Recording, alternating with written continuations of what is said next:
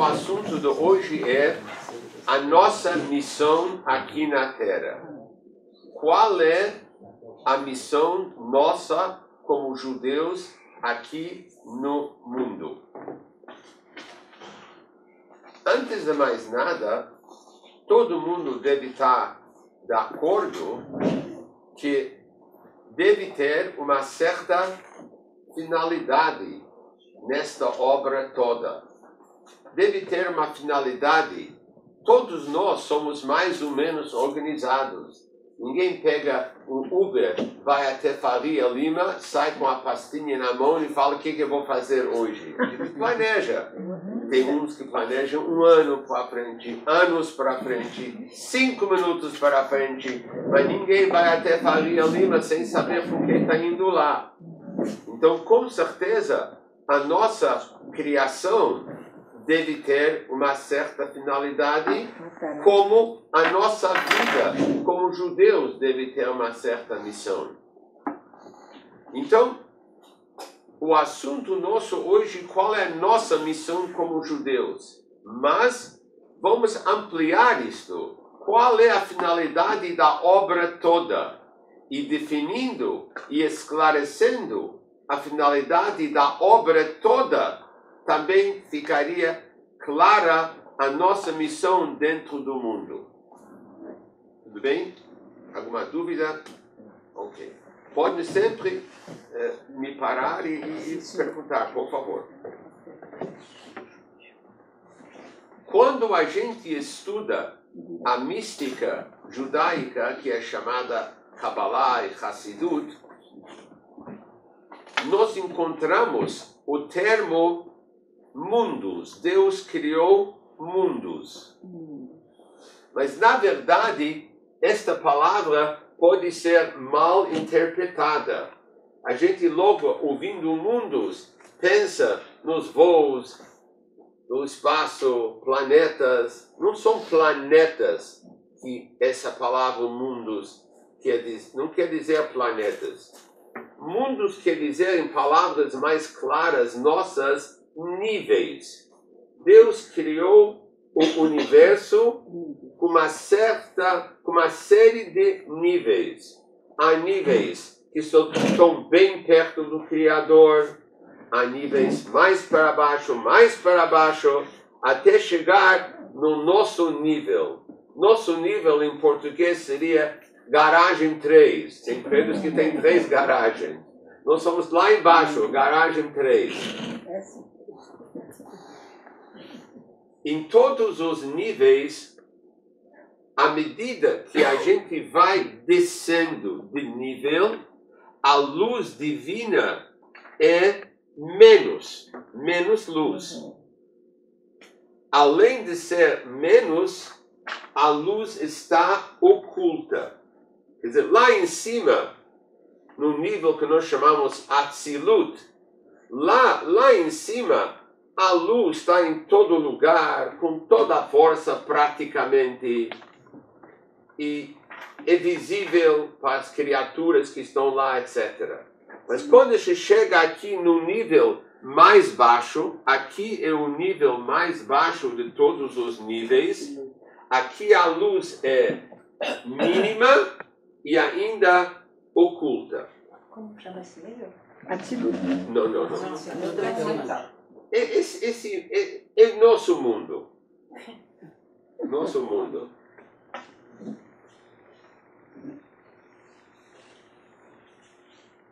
Este nível é chamado o mundo baixo, se quer um termo mais claro. Olam Atachton, o mundo baixo. Aqui é a luz é mínima e ainda está oculta. Uma das razões porque nos livros antigos, em vez de níveis, consta mundos, Olam.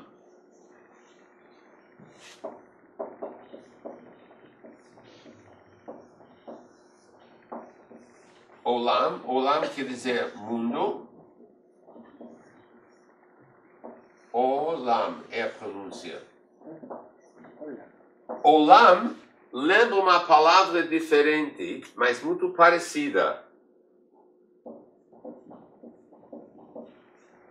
Helam. Helam quer dizer oculto. Muito bom, dona Esther. Quer dizer, os mundos são chamados de mundos porque lembra a palavra oculto, para dizer que a luz desses níveis está oculta. A pessoa pode andar pela terra. Bom dia.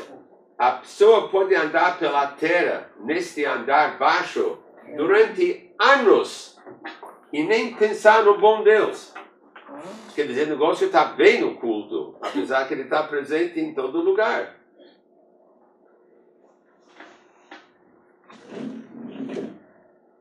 Então, nós vamos ver agora a razão da obra. E assim ficará claro para nós também a nossa missão. Ficará bem clara. Mas para não ficar triste, esperar até o fim, eu não quero que ninguém já fique triste pensando que eu estou morando na garagem 3. Então tem outro dado importante aqui. Nos livros antigos, eles dão um exemplo de um muro. Um muro feito de fileiras e fileiras de tijolos. De repente, o muro vai para baixo. Onde vão parar os tijolos da fileira superior? Longe do local do muro. Então, a luz que está aqui, mínima e oculta, mas a luz que está aqui é da fileira superior. Quer dizer, quando aconteceu tudo isto, o mundo chama isso do Big Bang. Big Bang quer dizer, o muro caiu, eles não sabem, então falam aquilo, tudo bem. Então o muro caiu, as coisas se espalharam. Então os tijolos mais preciosos caíram longe, aqui no subsolo, na garagem 3. Então aqui a luz é mínima e ainda oculta, mas a luz que está aqui veio da fileira superior lá no alto.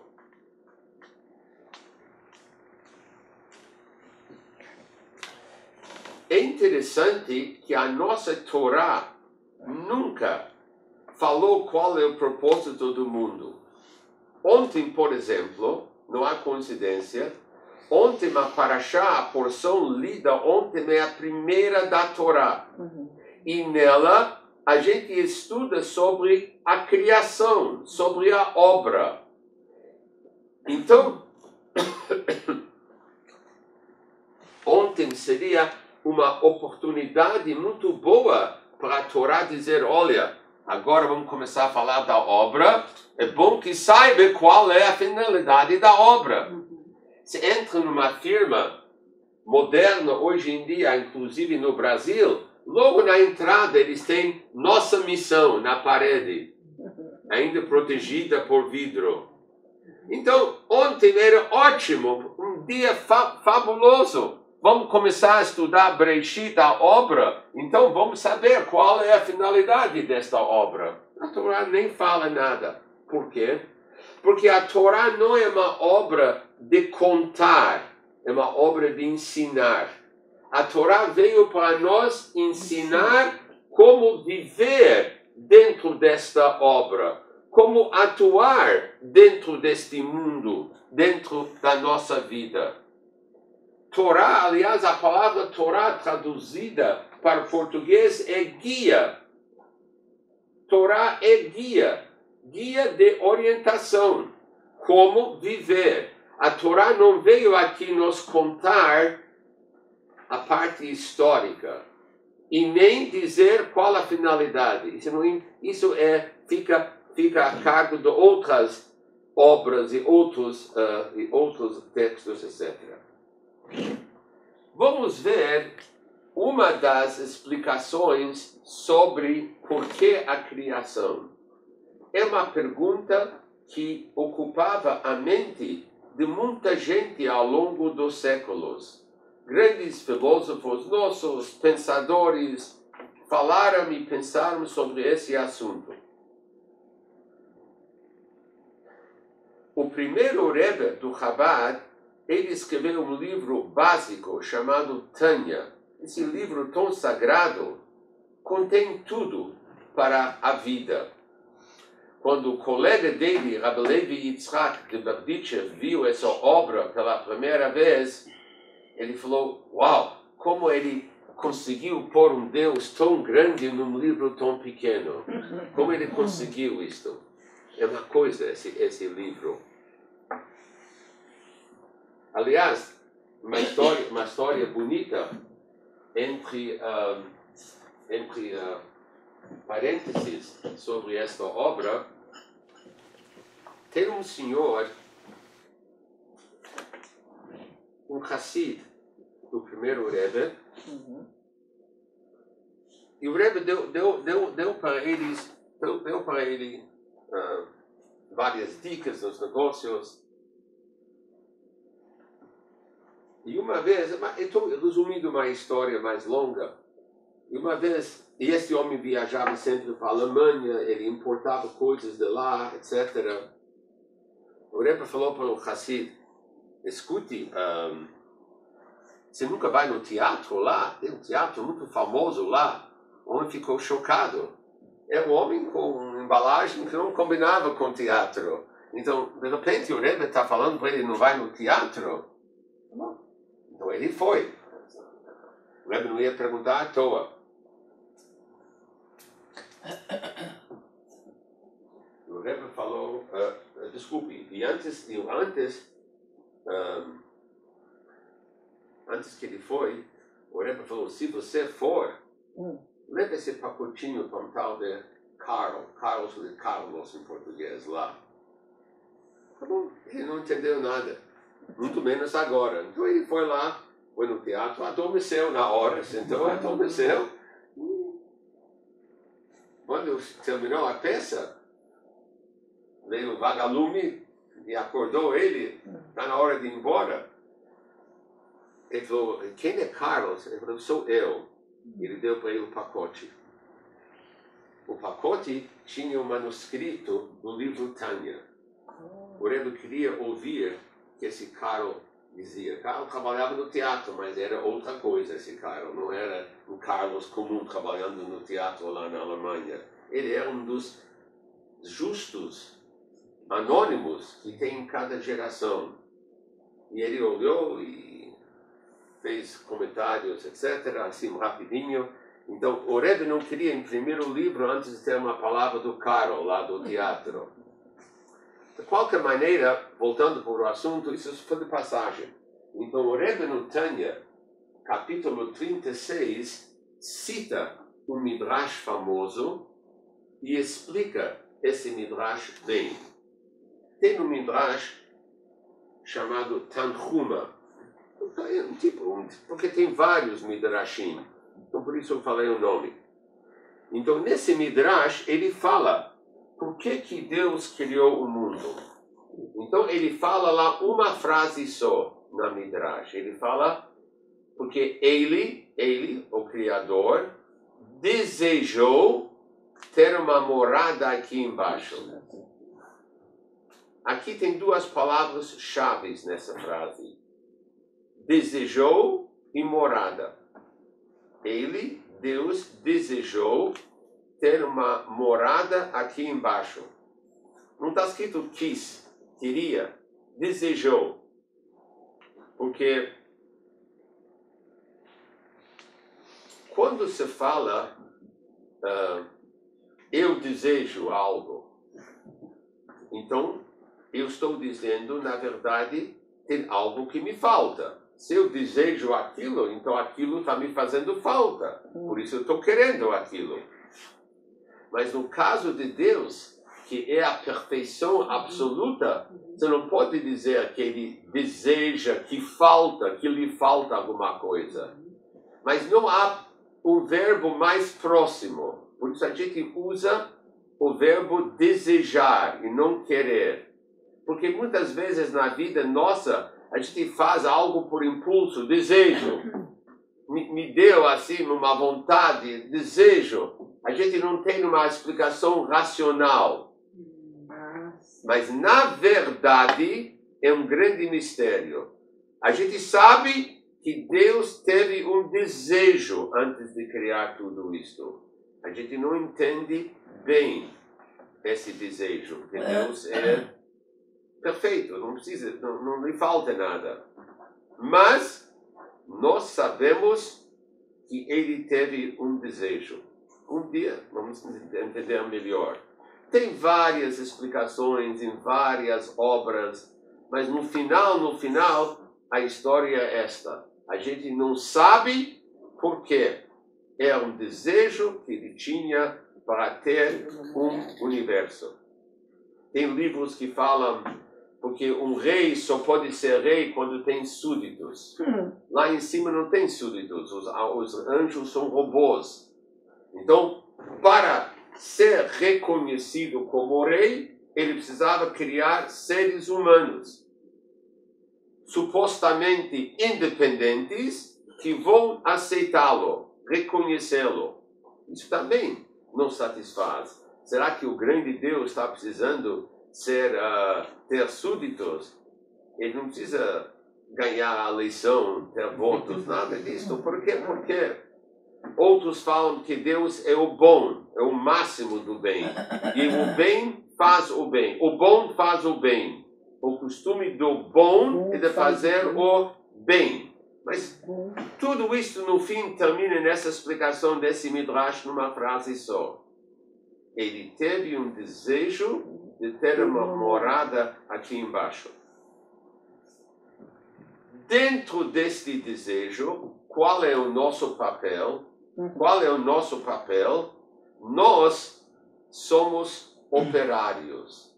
Nós somos do ramo, por isso tem muitos judeus no ramo da construção, em todos os países do mundo. É muito curioso isso.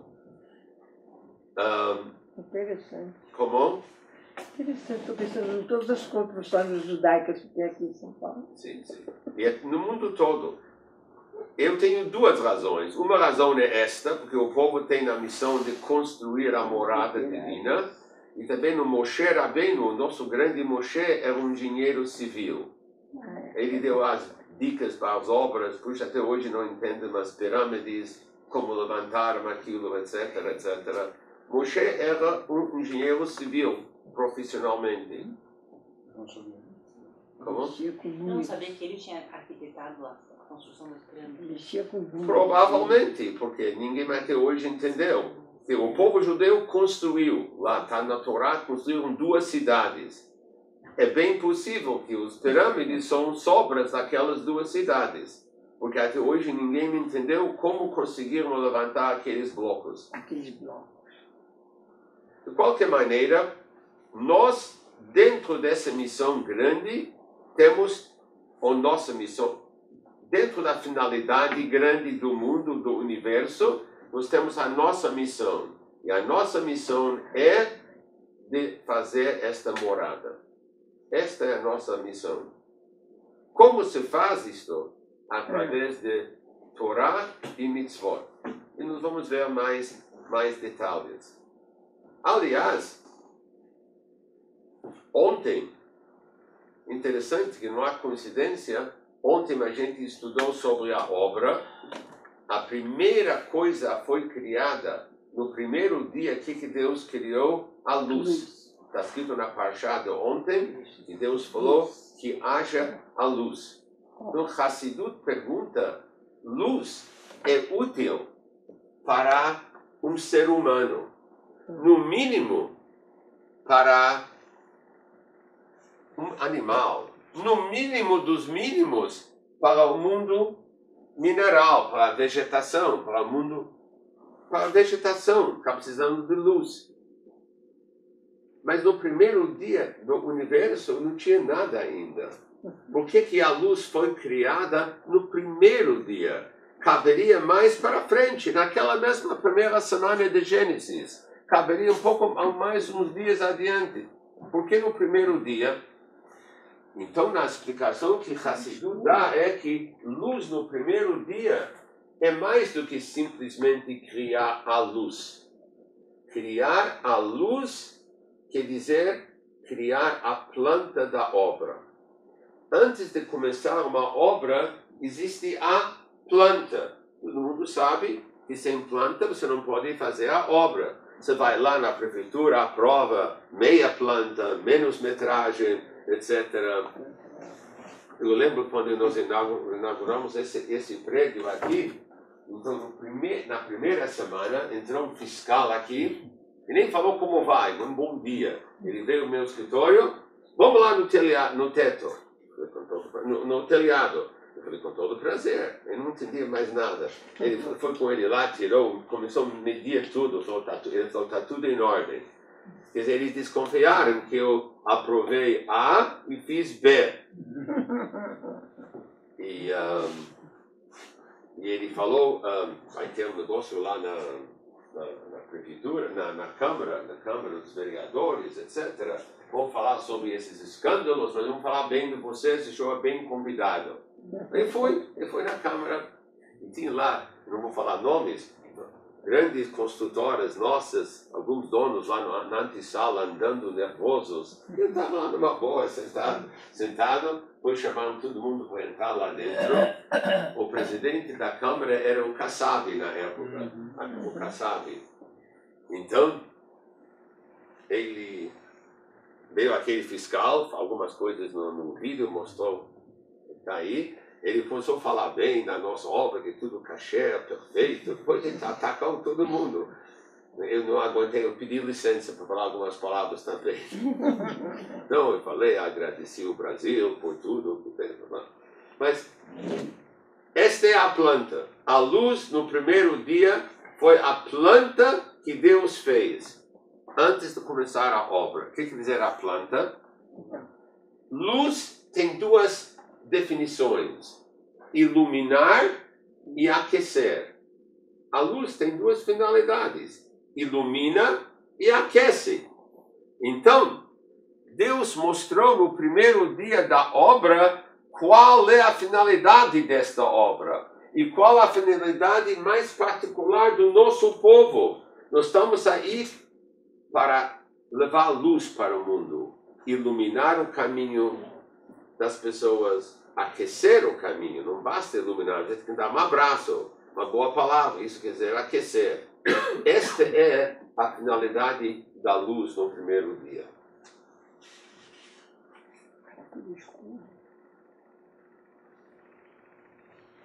Alguma dúvida, por favor? Alguma pergunta? Não, estava tudo escuro, não é, Rabino? Tudo escuro. O primeiro dia estava aquela escuridão, tudo. Sim. Aí ele iluminou com a luz. Isso. Ele enxergava, mesmo no escuro. Não tinha ninguém reclamando. Agora, eu tenho uma dúvida. Se ele quis criar uma morada, por que ele criou 7 mundos, né? Na verdade, Não bastava um só? na verdade, não são 7 mundos, são 7 níveis. Sim. Mas por que ele fez essa divisão de níveis? Muito bom, boa pergunta. Já vou responder, só vou falar alguma coisa a mais para a Dona Esther. Tá? A escuridão era terrível, como a Esther falou, mas a luz também era terrível. Aquela luz do primeiro dia não era a luz que nós conhecemos. Aquela luz era uma luz diferente no primeiro dia. Aquela luz dava para o homem, se tivesse um homem, dava para enxergar passado e futuro, presente e futuro. Outro tipo de luz. E também dava para enxergar o mundo todo.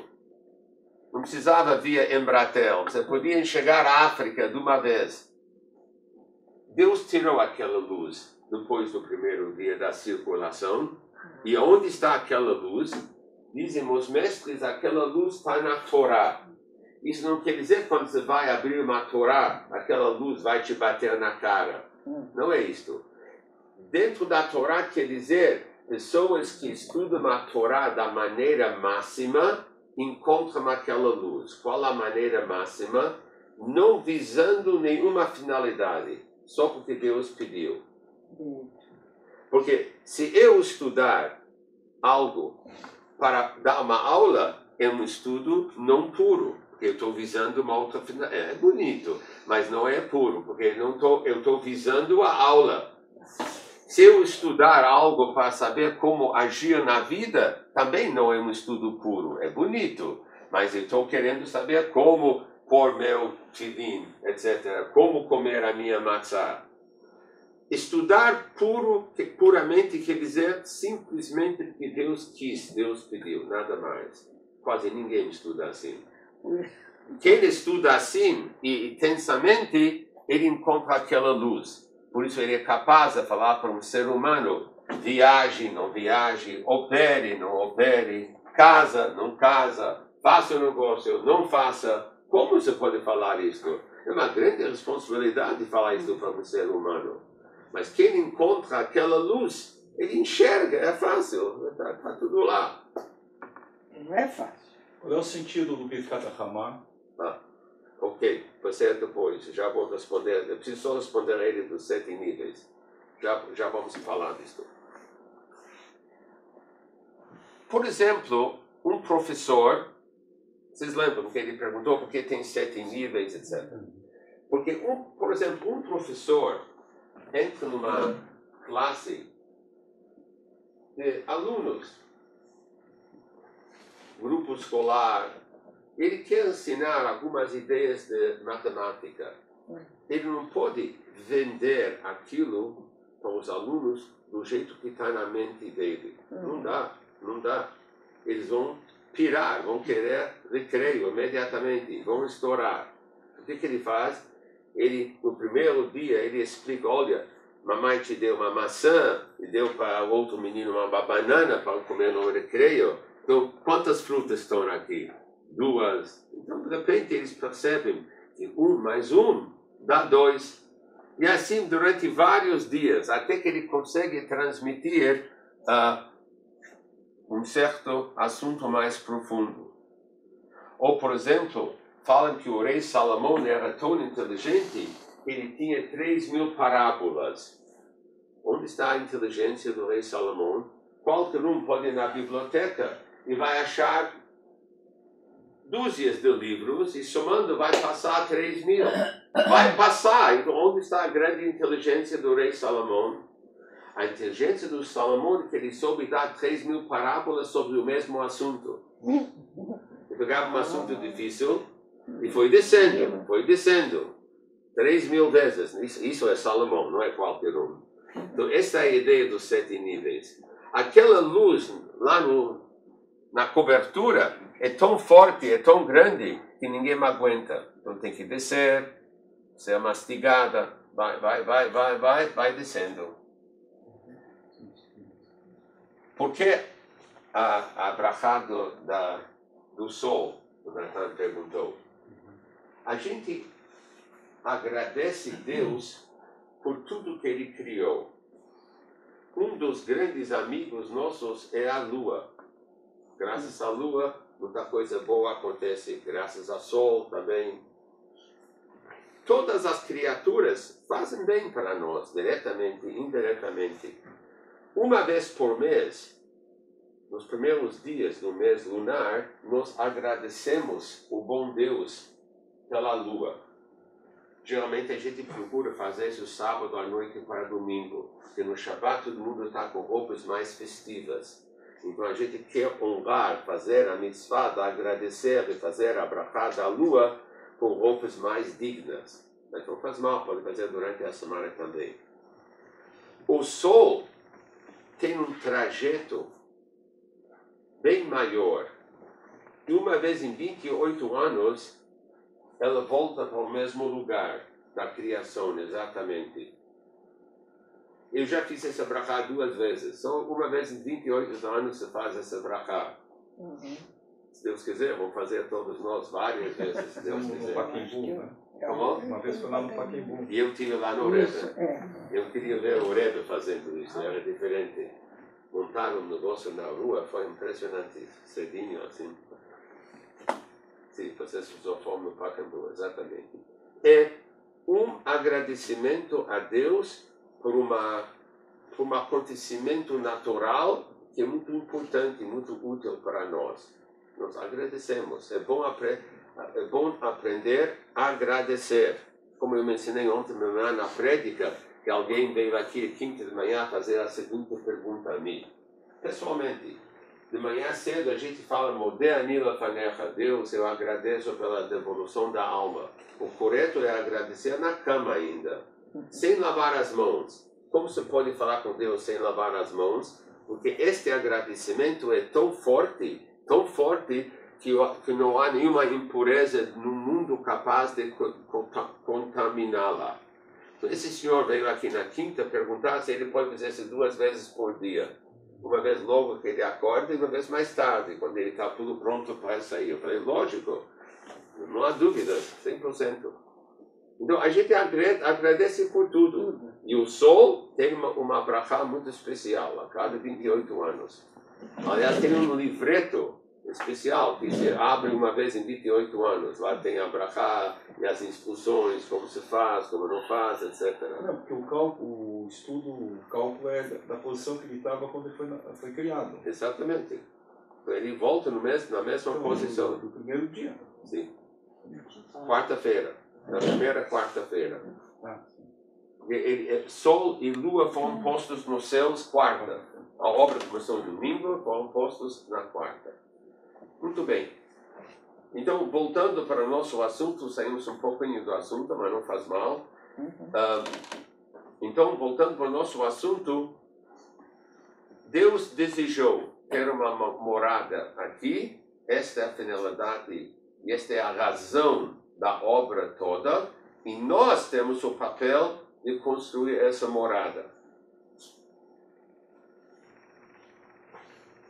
E me lembrei agora, falei, o papel de construir, me lembrei alguma vez, bastante anos atrás, eu tive que ler um livro, fazer um report lá no high school. Então era de um famoso, vocês lembram do Al Jolson? Aquele cantor, né? Não cantor. Ele Como? Ele é judeu, né? Sim, sim. era Fazia de preto. Comedian. Ele não sabe. Comediante. Tá bom, cantava também. Comediante. Ator. Sim, mas ele... Muito Então, engraçado. ele escreveu um livro e ele conta lá do seu pai. O pai dele estava na Europa. O pai dele estava na Europa. E o pai estava passando dificuldades. Então, ele soube que nos Estados Unidos, as ruas, em vez de asfalto, tem ouro.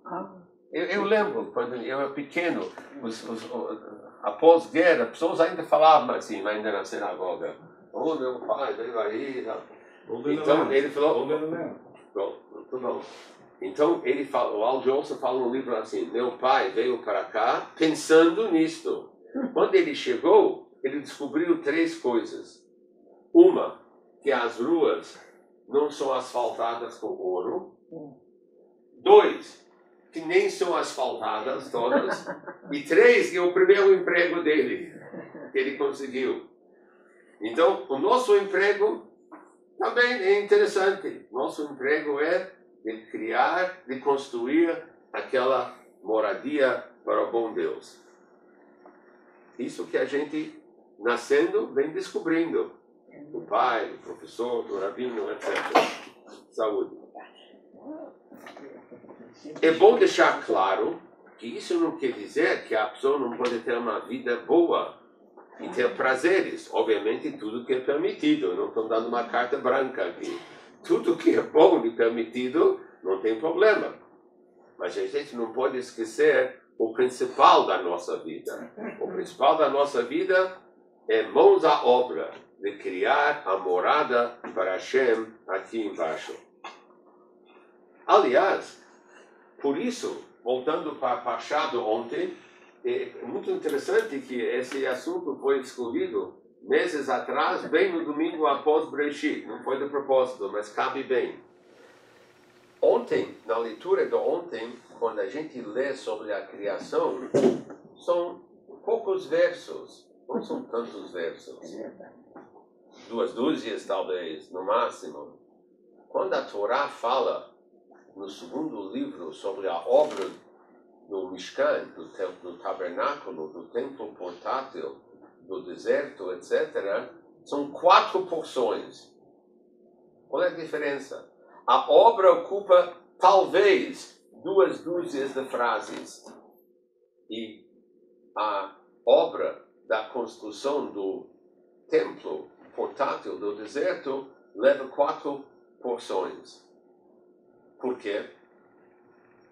Porque a finalidade da Torá não é de nós contar como foi feita a criação, por que foi feita a criação. Não, poucas palavras como foi feita, mas não por quê. A finalidade é depois. O que o homem faz com esta obra, com esse universo. Então, quando se trata de construir o primeiro templo para Deus, lá atrás no deserto, que faz parte da morada, fazer o templo. O templo não é só o templo que é a morada. Todo lugar é uma morada de Deus. Então lá tem muito espaço. 4 porções são usadas. Como eu falei antes, Torá é um guia para a vida. Muito bem. Voltando para o assunto inicial, eu falei que Deus criou vários níveis. Todos os níveis, como eu expliquei antes, é um preparo para o nível inferior. O nível maior, lá se prepara as condições para poder existir um nível inferior. Chegando no inferior, lá se prepara as condições para o mais inferior. E assim por diante.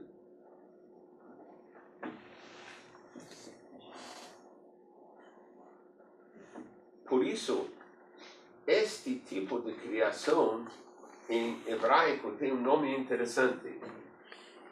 É chamado... Vou apagar aqui. Tá bom. Ali. Em cima da armário. Tá ali. Tem uma mais da rua apagador. Tem até pincel aqui. Muito bom. Deixa aí já aí. É, tá aí.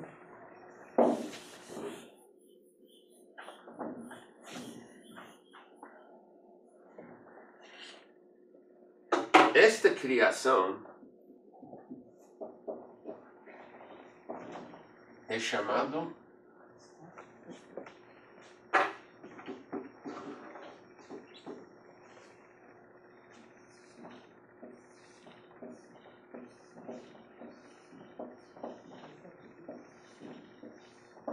Está muito claro. Ah, sim.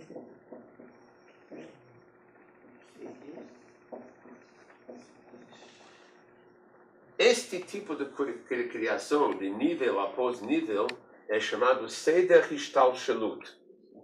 Hishtalshelut quer dizer um nível levando para o outro. Um nível levando para o outro. Isso também, esta palavra lembra a palavra Shalshelet. Shalshelet é a mesma raiz. Shalshelet é uma corrente feita de anéis, argolas. Numa corrente, o que acontece numa corrente? A parte superior do nível inferior está ligado com a parte inferior do nível superior. Eu vou repetir. Está claro, não? A parte superior do nível inferior está ligado com a parte inferior do nível superior. Por quê? Porque cada nível prepara o próximo. Então tem a conexão. Lá embaixo do nível superior existe já a preparação para a parte superior do próximo, do mais inferior. Cada um prepara o caminho para o outro.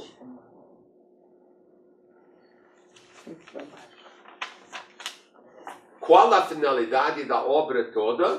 Não o início da obra, para chegar na garagem 3. Na garagem. Tá certo? Sexta-feira à noite, tem aquela parte do serviço religioso, que é chamado serviço religioso, da oração. Kabbalat Shabbat. Obrigado. Então, no Kabbalat Shabbat tem um pedacinho que a gente tem um trecho lá que a gente canta, dança, Al-Hadodi. Do lado tem um pedacinho que diz Sof Maaseh B'Machshavat Tchila. O fim da ação foi o início no pensamento. Sof Maaseh, o fim, quando termina, a última coisa a ser que foi feita, na verdade foi B'Machshavat Tchila, foi no pensamento no começo. Por exemplo, vou dar um exemplo. Estou construindo uma casa.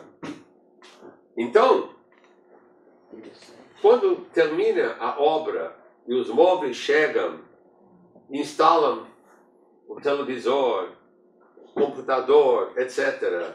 E eu coloco o abajur naquela mesa, este é o fim da obra. Eu gosto de ter abajur perto de mim, por exemplo, porque eu quero ler. Então, no começo, quando eu bolei a minha casinha, eu já estava pensando nessa mesa minha. Então, isso foi lá atrás. Eu já estava sonhando com aquela mesa, com aquela luz. Então, na prática, é a última coisa a ser feita. Mas estava lá no começo, no início do meu pensamento. A mesma coisa funciona aqui nesses níveis. O último nível, a garagem 3, é o fim da obra. Mas no pensamento do Criador, isso ocupava o primeiro lugar. Esta é a finalidade de toda a obra dele.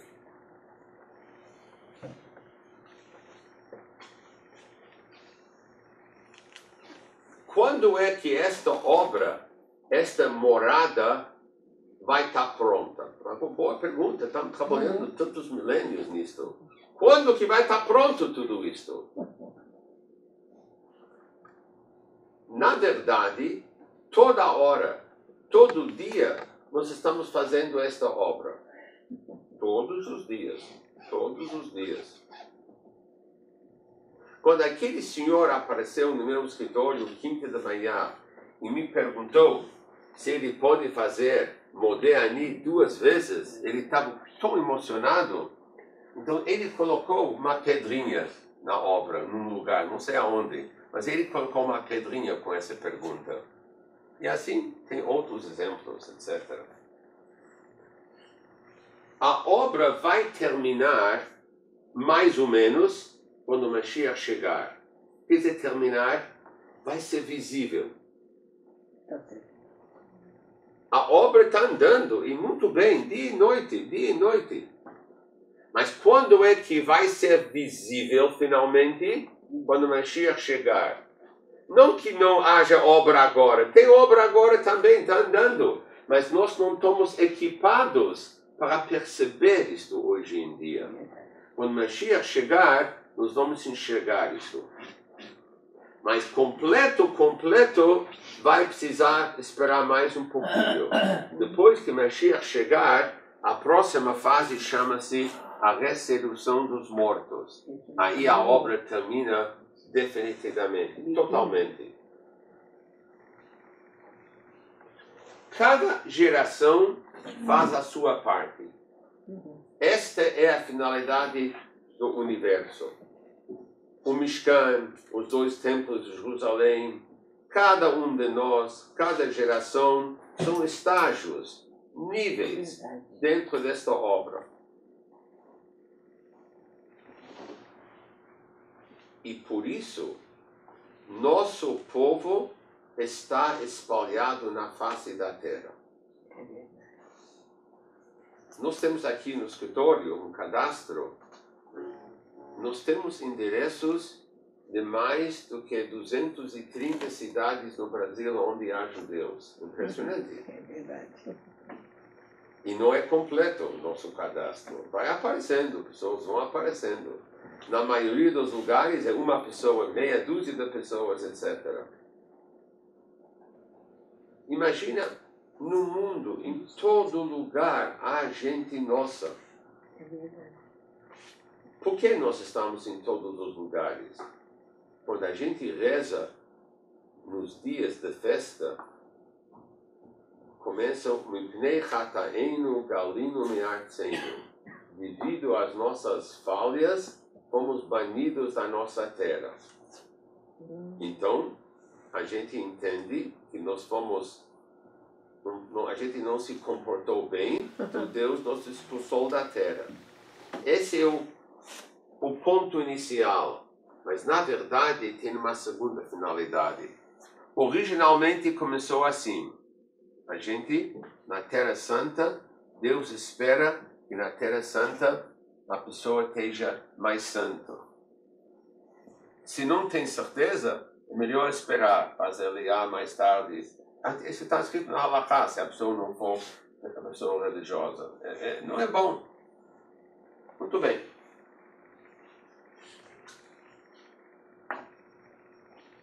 No início foi assim. Fomos banidos da Terra Santa porque a gente não se comportou bem. Mas a finalidade, a razão mais profunda, porque em todo lugar nós temos que construir a morada divina. Por isso ele nos espalhou em todos os lugares da terra. E quando o Talmud fala disto, tem uma palavra estranha. O Talmud fala tzedakah, tzedakah quer dizer uma caridade. Sim. Deus fez uma caridade conosco, Shepizran ben ha'umot, que nos espalhou entre os povos do mundo. Se for um castigo, uma punição, não é uma caridade. Se morar em todos os lugares da terra é um castigo que Deus deu para nós, então por que está escrito tzedakah, asa? Deus fez uma caridade conosco. Então, mais uma vez, o início foi uma punição. A gente não se comportou, foi embora. Mas a finalidade mais profunda é de construir a morada divina em todo lugar. Em todo lugar. Por isso, se Deus quiser, quando chegam as férias, as pessoas vão para outros lugares, é bom chegar em outro lugar, comprar uma coca, diet, e fazer Shehakol Me'abed Varom Abrahá, ler um salmo. A gente não sabe, pode ser que aquele lugar está esperando tanto tempo, a gente não sabe quanto tempo está esperando. Isso é mais uma pedrinha na obra, mais uma pedrinha na obra.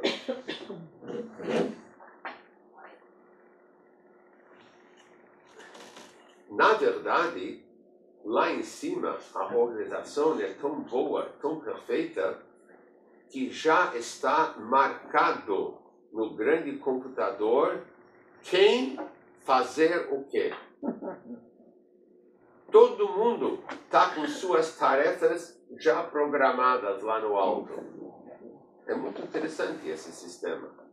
Só que eles não dão acesso a nós. Os justos verdadeiros são os únicos que têm acesso. Então eles vão diretamente para lá.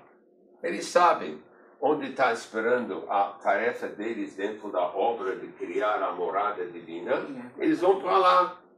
Às vezes não precisa ficar muito tempo lá. Fazem uma viagem, vão andando até lá, fazem alguma coisa e está resolvido. Mas a grande maioria, grande maioria não sabe o que a gente faz. Tem que esperar Deus nos levar para lá. Nós pensamos, estou indo para lá, férias, visitar a titia, fazer uma compra, ver um terreno, 1000 coisas. Mas nós temos alguma coisa para fazer lá. Por isso é bom sempre, quando a pessoa está está andando em lugares exóticos, se perguntar, o que eu estou fazendo aí?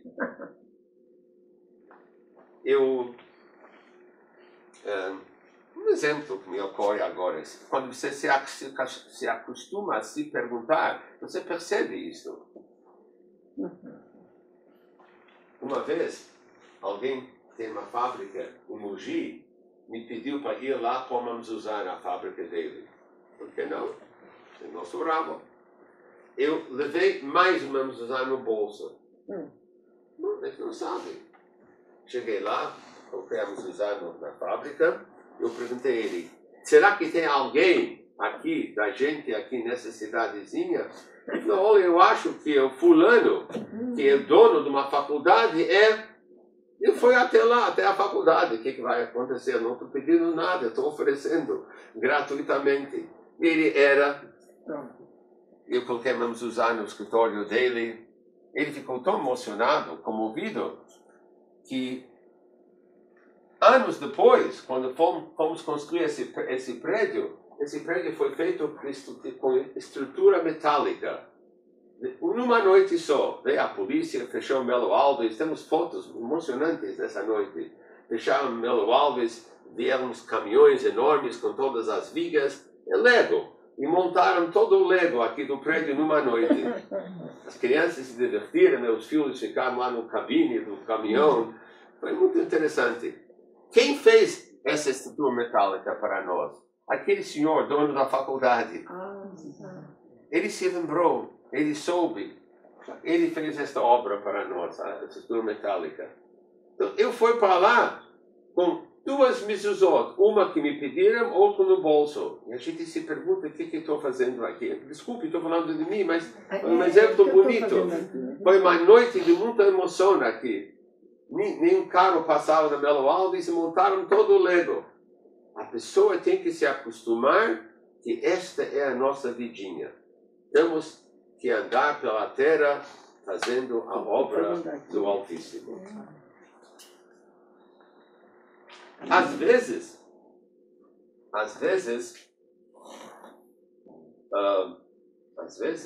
a pessoa gasta uma vida para fazer um tijolo nesta obra. Vários tijolos. É estranho dizer isto, porque eu vou gastar 120 anos para colocar um tijolo, mas nós temos que olhar as coisas diferentes, não é só 120 anos, são milhões de anos e muita coisa, então nós somos pequenininhos, com tudo que a gente acha que nós somos grandes, etc. Nós tivemos uma amostra grátis da grande revelação desta obra lá no Sinai, quando Deus nos deu a Torá. Nós tivemos uma grande amostra. Não é ainda o final da obra. O final da obra vai ser quando Mashiach vier, especialmente após a ressurreição dos mortos. Mas lá no Sinai já tivemos uma amostra. O mundo todo parou naquela hora. A voz divina foi de um canto para outro canto do mundo. Não teve eco. Todo mundo parou. Silêncio total. Foi uma amostra grátis, de propósito, para ter testemunhas que isso funciona, que isso existe. É isto que aconteceu no Sinai, uma amostra grátis.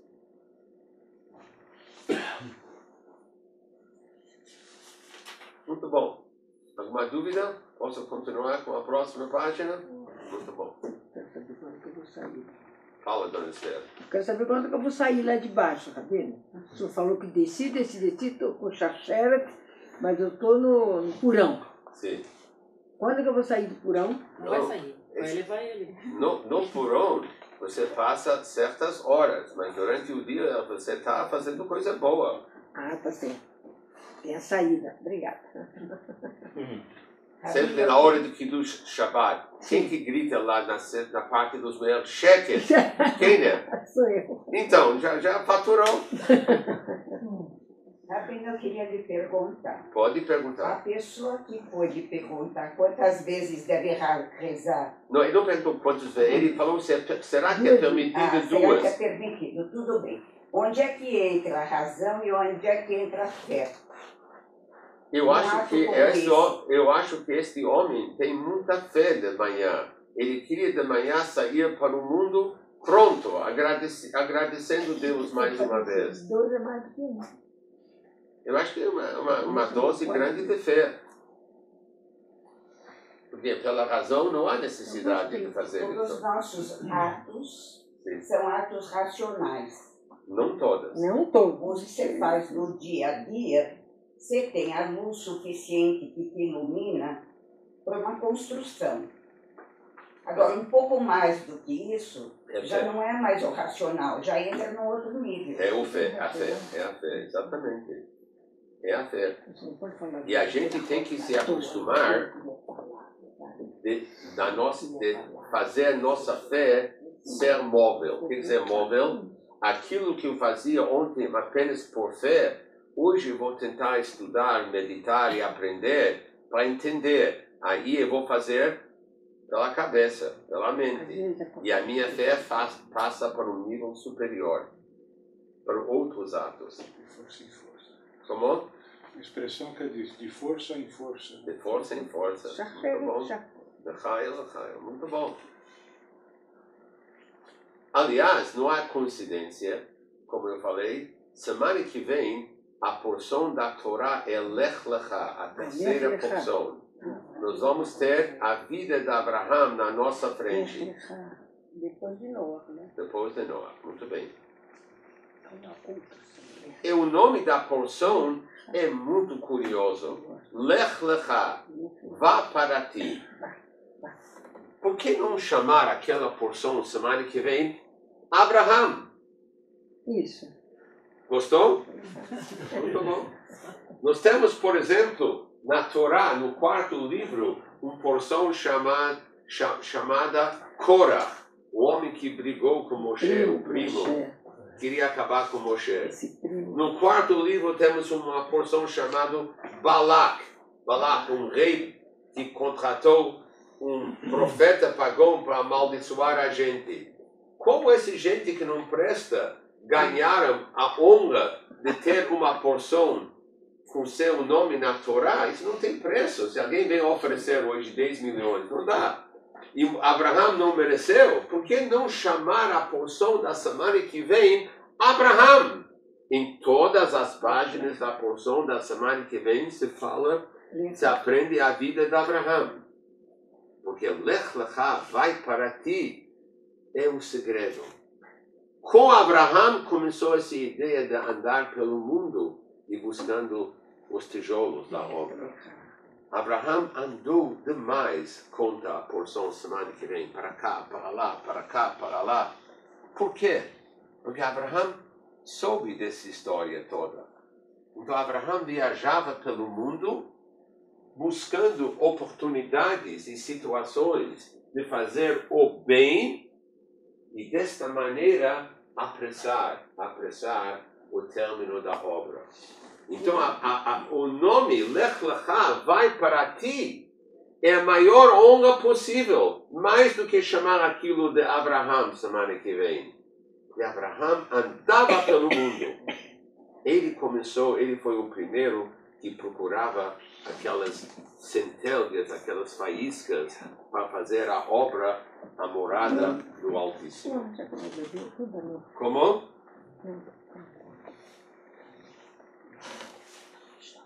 Morada. Não vai derrubar, viu? O que acontece numa morada? Quando alguém entra no apartamento, na casinha dele, o que acontece? Duas coisas acontecem. A pessoa está lá totalmente, ele entra totalmente, com o sapato, com a pasta, com a capa de chuva, ele está lá totalmente. E ainda ele se revela, ele tira o sapato, manda a empregada, a esposa, o cachorro trazer o chinelo dele, depende de que pessoa, filho. Então a pessoa está totalmente dentro da sua moradia e com menos embalagem. Tem pessoas que colocam bermuda, mais, etc. Vamos entrar em detalhes. A pessoa em casa tem menos embalagem. Está lá totalmente e menos embalagem. Vamos olhar para trás. Nessa garagem 3, falamos o que antes? Pouca luz e oculta ainda. A luz está oculta. Então, isso é exatamente o que acontece na moradia. É mais luz total e menos embalagem. Desculpe. Não está certo. E menos embalagem, mais revelações, eu quis dizer. Exatamente aqueles dois pontos desaparecem na moradia. A pessoa se encontra lá totalmente e ele se revela. Tem pessoas que se revelam totalmente em casa. Não vamos entrar nesse assunto. Mas tem pessoas que se revelam mais ou menos, mas todo mundo se revela em casa. Isto é a ideia da moradia do Altíssimo. O que vai acontecer depois? Quando o Mashiach chegar, já vai ter uma pré-inauguração da obra. A obra vai estar totalmente inaugurada na era da ressurreição, que vem depois. O que vai acontecer naquela época? São 3 acontecimentos. Número 1, o terceiro templo que Mashiach vai montar. O terceiro templo, diz o Talmud, é pré-fabricado. É uma frase que eu sempre gosto de falar, que meu pai e meu avô não entenderam bem. Meu pai, talvez, né? Meu avô, com certeza, isso é pré-fabricado. Pré-fabricado. Vai ter que limpar o terreno, numa noite se faz, e depois fazer a montagem no lugar certo. O terceiro templo será o templo eterno, porque o sistema vai mudar totalmente. Número 2, não vai ter mais galut. Ninguém vai mais ser banido da Terra Santa. Não vai existir mais alguém sendo expulso. Nós vamos todos estar na nossa terra. E, número 3, a vida será eterna. Essas são as 3 novidades da inauguração total da morada. Templo eterno, acabou o galut e vida eterna.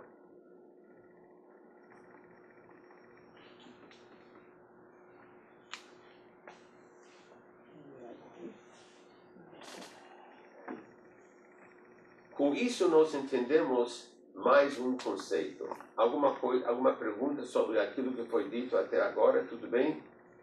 Ok. Com esta explicação, entendemos mais um conceito. O conceito é encontrado no livro do Ramban, Nachmanides, e posteriormente nos livros da Kabbalah e Hassidut. Não é Maimonides, é Nachmanides.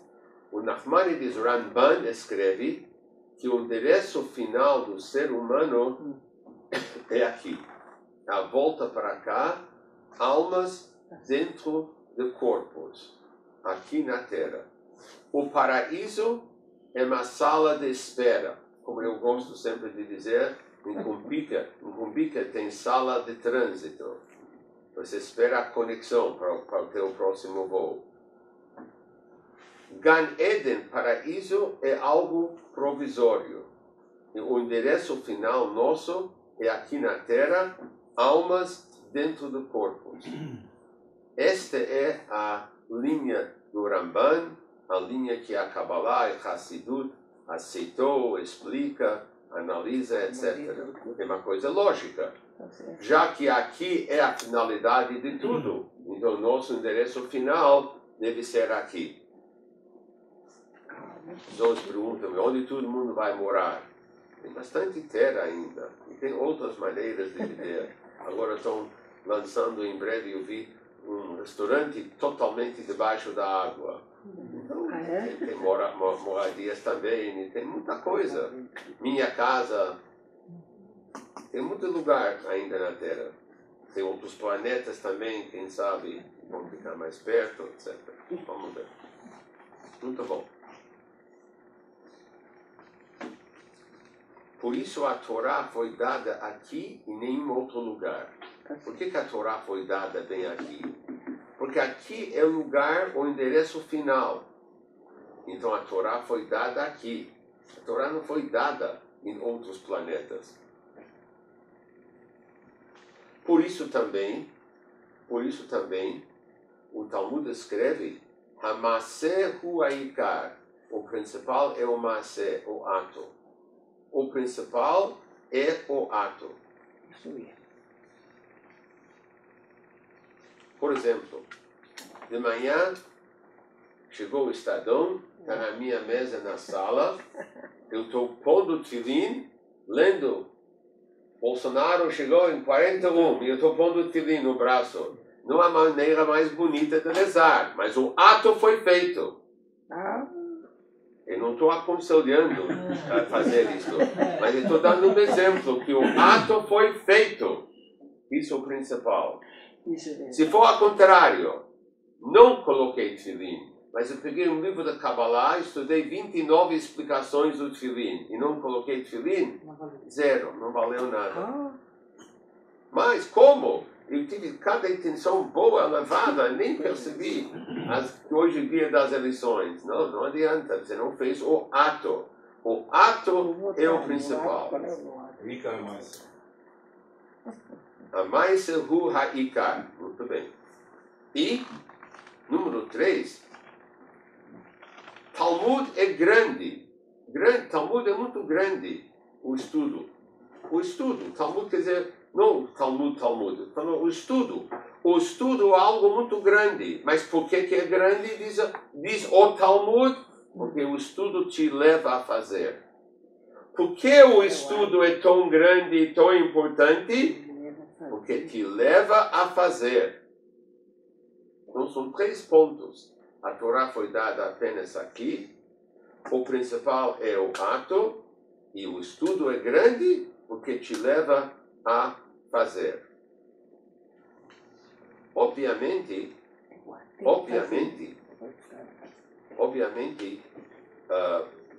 a gente estuda no Tânia, no capítulo 5, que quando você estuda a Torá, a sua mente se liga com Deus numa união máxima. Não existe uma maneira de estar unido com alguém mais do que isto.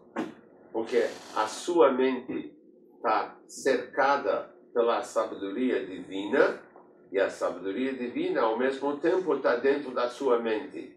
Você não pode estar unida frente e verso, ou não frente e verso, externamente e internamente com algo. É impossível.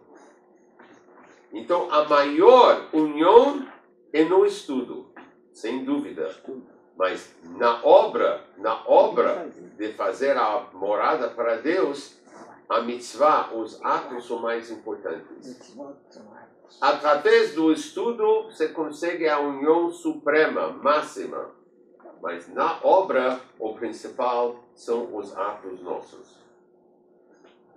Aliás, mais uma vez, não tem coincidência. Ontem na Torá, mais perto do fim, falei um pouco sobre esta pessoa, Hanoch, na prédica ontem. Hanoch é um santo, um homem tzadik, um homem muito especial. E ele vivia de uma forma muito isolada. Isso foi um erro. A pessoa pode ser um tzadik, mas o judaísmo não aprova alguém que está atrás das paredes de um convento, que está vivendo uma vida isolada. Não é por aí. Você tem que ser homem dentro do mundo. Homem dentro do mundo, um pouco acima, além, mais alto do que o mundo. Por isso também, por exemplo, nós não aconselhamos alguém a andar com pedrinhas no sapato, que era um costume antigamente. Gente boa andava com pedrinhas dentro do sapato para sofrer. Muita gente. Não precisa sofrer, basta o sofrimento que a vida nos traz. Não pode convidar, não precisa convidar com suas próprias mãos. Tem pessoas que ficavam na neve sentado em cima das formigas. Isso não é o caminho para o povo. Isso pode ser algo bom para certo tzadik, é outra coisa, mas não para nós. A finalidade não é sofrer. Nós temos que viver dentro do mundo, mas ao mesmo tempo acima, além do mundo um pouco. Porque nós temos uma tarefa muito grande. E para estar bem, para poder fazer essa tarefa, você tem que ter saúde, tem que ter conforto, tem que ter suas necessidades mínimas, pelo menos. Como disse o Magid de Mezrich, o sucessor do Baal Shem Tov, um buraquinho pequeno no corpo dá um buracão na alma. O que quer dizer isto? Se você acorda de manhã e seu dedinho está te incomodando, a unha não foi bem cortada, então você não consegue se concentrar bem nas suas orações, nos seus estudos. Assim é a natureza do ser humano. Então você tem que ter saúde, tem que ter o conforto, tem que ter suas necessidades para poder ir até a obra e continuar fazendo a obra. Que possamos, se Deus quiser, terminar essa obra em breve em nossos dias. Aí a gente vai entender melhor o que aconteceu ou não aconteceu durante esses milênios, com indivíduos, com o povo, que seja em breve, se Deus quiser.